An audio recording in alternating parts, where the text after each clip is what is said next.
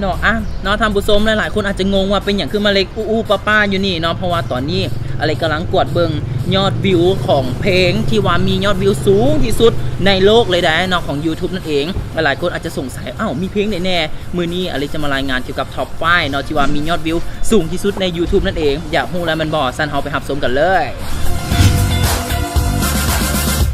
เอามาเริ่มต้นจากอันดับ5กันเลยกับเพลง Hello ของ Adele ซึ่งว่ามียอดวิวถึง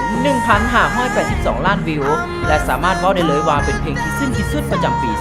2016 อันดับ 4 ได้แก่เพลง Blank Space ของสาว Taylor Swift ซึ่งสามารถสร้างยอดวิวได้ถึง 1,631 ล้านวิวและสามารถกวาดรางวัลจากเวทีระดับโลกหลายกว่า100 กว่ารางวัลกับสาว Taylor Swift นี่และอันดับที่ 3 ได้แก่เพลงUptown Funk ของ Mark Ronson featuring กับ Bruno Mars ซึ่งว่าสามารถสร้างยอดวิวได้ถึง 1,660 ล้านวิวและเป็นเพลงที่อารมณ์ดีที่ว่าหลายๆคนให้ความนิยมประจำปี 2014 กันเลย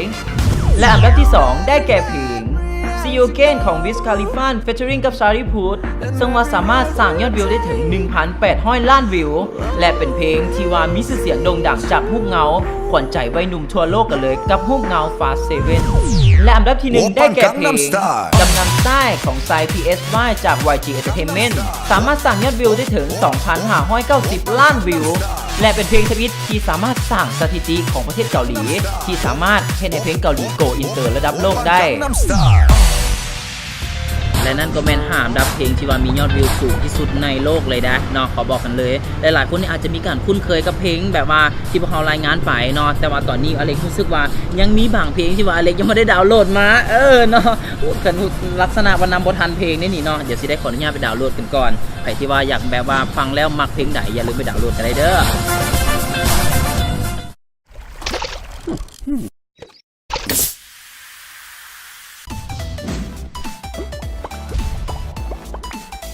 โม่ละกะไอเล็กก็อยู่ที่ศูนย์วัฒนธรรมเด็กหรือว่าสันว่าสวดเองแม่แล้วเนาะซึ่งวันนี้ขอบอกกันก่อนว่าเป็นศูนย์วัฒนธรรมเด็กที่ว่ามีความสามารถหลากหลายผู้ใดที่ว่ามาอยู่นี่ได้ฝึกฝนตัวเองเส้นแบบว่าเซเลบของพวกเขาบรรดาคนดังในประเทศลาวเนาะมีแค่แน่มัวจะเป็นเลยดีบอสีไอมอนบอสาวอามิกัสไดนูมาบอแล้วจะเป็นอเล็กจีบิคู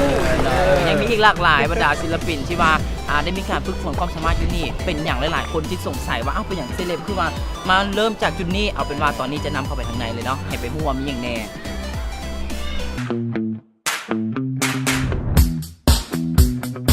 สบายดีเนาะจังหวะมื้อนี้เพิ่นก็เป็นเจ้าถิ่นเพิ่นจะมาเป็นไกด์ในการแนะนำกิจกรรมของสวดของเฮามีอย่างแน่เดี๋ยวเขาจะพาขึ้นไปเบิ่ง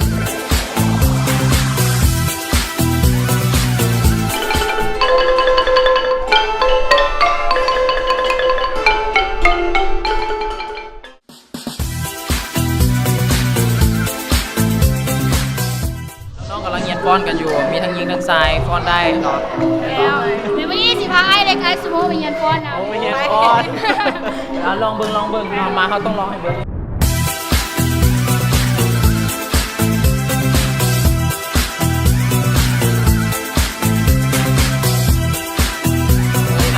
ฟ้อนแบบงาม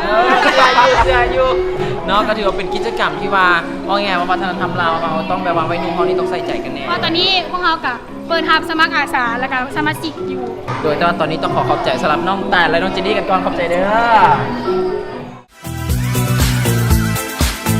มักเต้นมักตัวแรกคีย์บอร์ดมักไวโอลินมักตีนานาดแต่อันนี้เป็นส่วนหนึ่งเท่านั้นใดเขาอยากทายให้เบิ่งให้หลายก็ดีอยู่แต่ว่าถ้าหากว่าผู้ใดที่ว่าอยากสัมผัสตัวจริงก็เข้ามาได้เนาะอยู่ที่ศูนย์วัฒนธรรมเด็กแห่งชาติของพวกเขาและอยู่ที่บ้านสายลมนี่เองสมมติในนอนต้องพาลูกหลานมาเรียนมีลูกแล้วเป็นบอกเยอะวันนี้บ๊ายบาย